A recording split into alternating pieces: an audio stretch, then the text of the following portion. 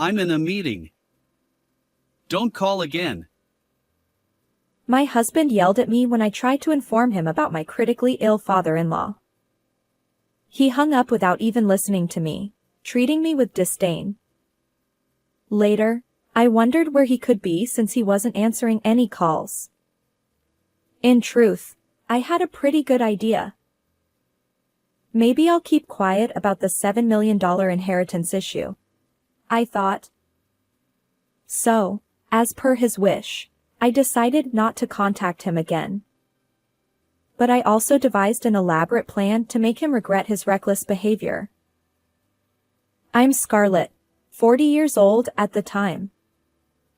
I'd been married to my husband, Oliver, for 15 years. My father-in-law sighed and apologized, saying, My son can be troublesome, Scarlett. I replied, No worries. I smiled awkwardly at my apologetic father-in-law. We were living with my father-in-law and I had a close enough relationship to have tea with him. However, during that time, my husband had been unusually cold toward me lately. The reason? He had an affair, and my father-in-law knew it, always looking sorry whenever something happened. Still, my attachment to my father-in-law made divorce a difficult decision. I could only hope that Oliver would change his ways. But his behavior worsened day by day, and eventually, he stopped hiding his infidelity. Oliver, enough is enough. Don't you feel sorry for Scarlett? No matter how much my father-in-law scolded him, my husband just brushed it off. In fact, he even puffed up his chest with confidence. Women are drawn to me because I'm overflowing with masculine charm. My father-in-law and I were utterly exasperated by his attitude. What masculine charm? I retorted. Women are probably flocking to you because of your money. And it was true.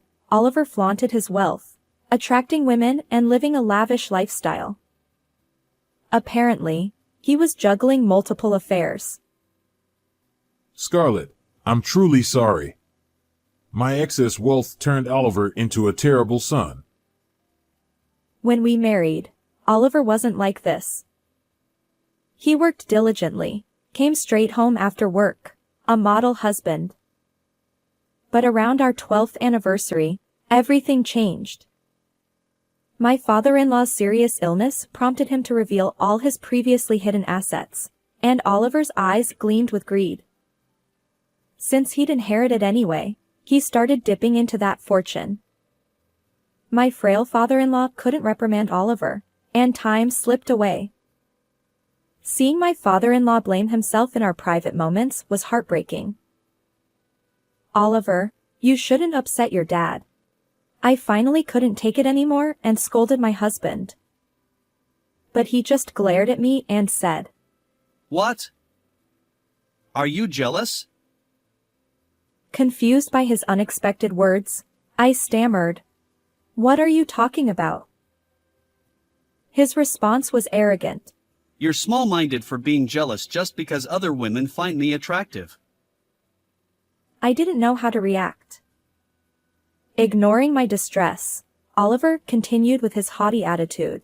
Well, if you don't want me to abandon you, you better work on your appeal. Being a 40-year-old hag might make it tough, though. Furious, I retorted. What? That's rude. You're 43 too. But Oliver just laughed and declared, Well, I'm off on a date with another girl. He walked out, leaving me standing there alone. One fateful day during those difficult times, my father-in-law collapsed. Dad. Please hold on. I pleaded as the ambulance rushed him to the hospital. By then, he was already in critical condition. I need to contact Oliver. I thought urgently. The doctor warned that my father-in-law's condition was precarious, and the possibility of him passing away loomed. It felt heartbreaking not to be there for his final moments, even with a son like Oliver. I called my husband's number repeatedly, but he didn't answer. Finally, on the 5th attempt, he picked up. "Hello, Oliver? It's an emergency." His response was harsh. Stop bothering me. Don't call again. I was startled by my husband's sudden shouting. "Wait. It's really urgent. Your dad collapsed." I'm in a meeting. Don't contact me again. But in the background, I heard a woman's laughter. "Ah. He's still cheating," I realized. Holding the disconnected phone, I stood in the hospital corridor, a mix of anger and sadness. Although Oliver hadn't listened to my words, he must have sensed the urgency. Still, he dismissed me. I felt a mix of anger and sadness toward him for his attitude. I wanted to discuss the $7 million inheritance from Dad. I had wanted to say, but I decided against it. Eventually, my father-in-law passed away peacefully. Oliver never returned home after that day, ignoring all attempts at communication. So, I arranged the funeral alone, honoring his wish to cut ties completely. I can't take this anymore, I thought. I couldn't forgive Oliver for neglecting his own father. From then on, revenge consumed my thoughts. After my father-in-law's departure, Oliver immersed himself in his affair partner's life, never stepping foot in our home again. He finally showed up at our home 2 months after my father-in-law's funeral. What? Dad passed away? I didn't hear about it. Why bother telling me? When your dad collapsed, I called you immediately. Didn't you realize it was an urgent matter? Besides, you were the one who abruptly hung up. Still, why call again? I tried multiple times. And you were the one who said not to contact you again. Ignoring my rebuttal, my husband scratched his head uncomfortably. Fine. These are the inheritance documents you're entitled to. Please sign here. Wow, this is impressive. I can receive such a large sum? Yes, you'll get $70,000, and I'll receive other assets. Well, do whatever you want. Easy money. Without listening to any explanations, he gleefully signed the documents. Dad would be pleased that I'm putting this $70,000 to good use. I clenched my fist at his words but remained silent. In truth, my revenge had already begun at that moment.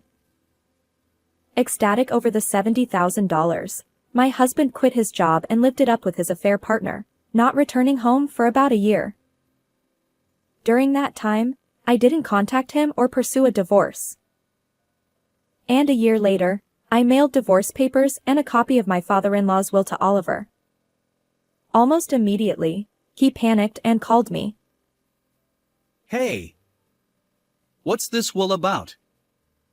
Is it true you inherited $7 million from Dad? So what if it is? I had no idea. Let's talk about this. I suggested meeting at a cafe for our discussion. When I arrived, Oliver's face was flushed with anger. Damn it! You're mocking me. Ignoring his rage, I maintained a businesslike demeanor. This is your dad's will. It ensures I receive the $7 million inheritance. Why not me? You probably used some charm on Dad. Oliver hurled baseless accusations, but I met his gaze head-on. His anger wavered momentarily. I tried to discuss this with you multiple times, but you were always too busy with meetings. I apologize. My sarcasm seemed to hit home. Oliver trembled, still red-faced. This can't be valid. As his son, I have rightful inheritance rights. It's the law. Well, it doesn't work that way. Did you know you have 1 year from learning about my full inheritance to claim your share? It's also legally binding. I didn't know. Statutes of limitations even matter. Remember when I explained this while giving you the $70,000? You didn't listen. Oliver's eyes widened in realization. Yes, when I handed him the $70,000, I'd also explained that I'd inherit additional assets. But he'd been blinded by the immediate windfall, hastily signed without listening. For a year, I'd endured, not divorcing or revealing my plan. Now, Oliver had overlooked $7 million for the sake of $70,000.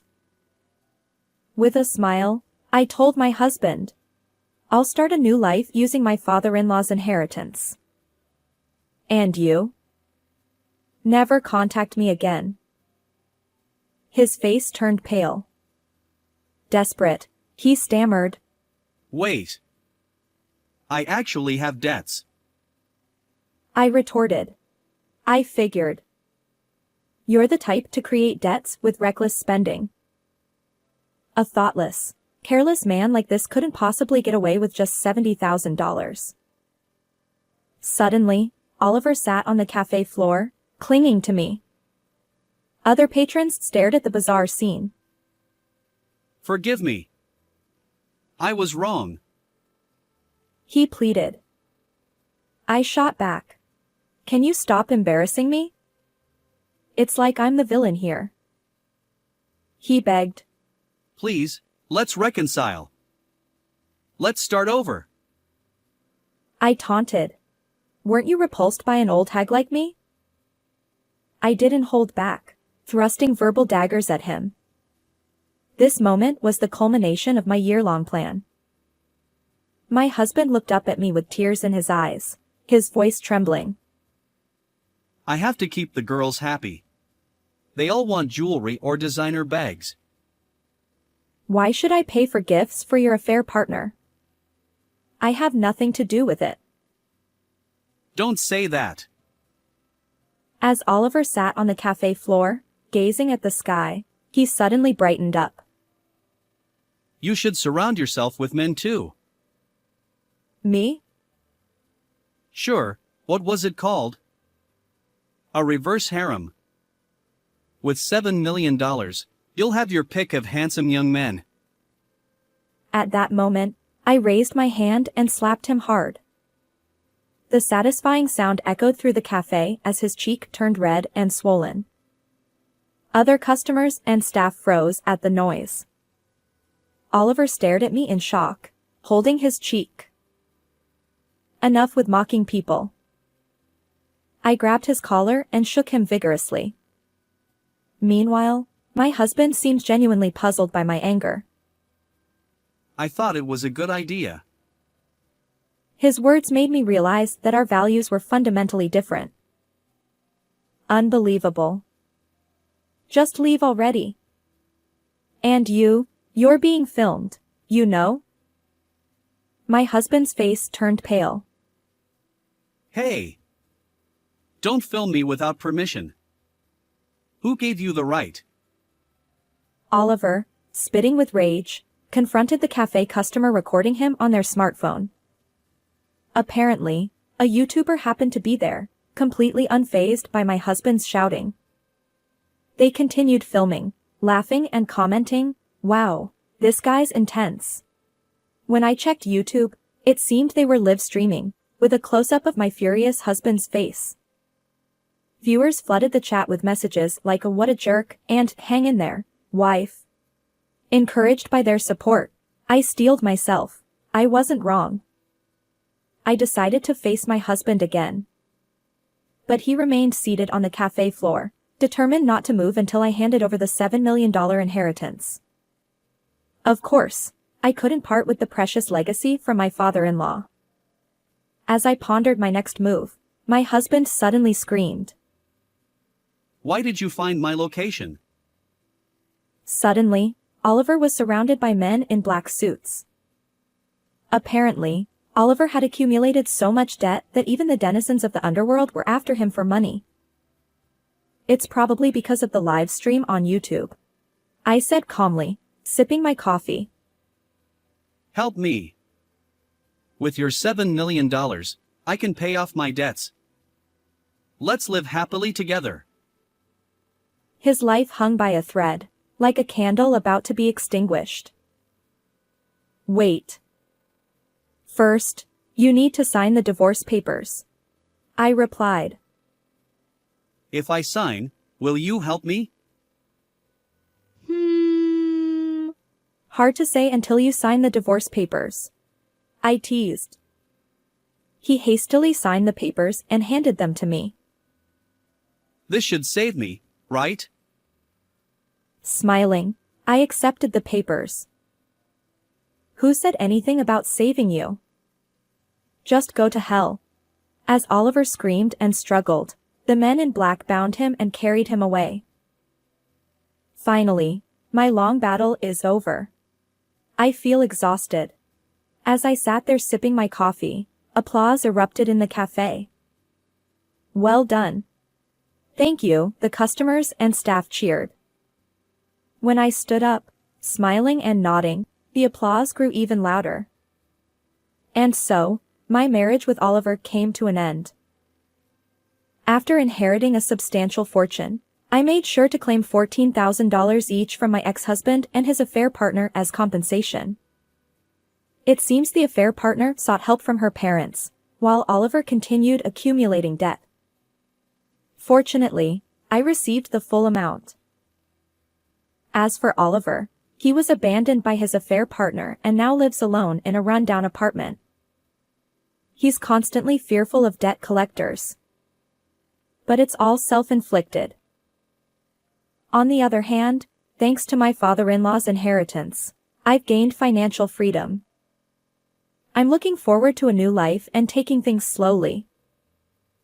How did you find this story? Don't forget to subscribe to the channel. Until next time in the next video.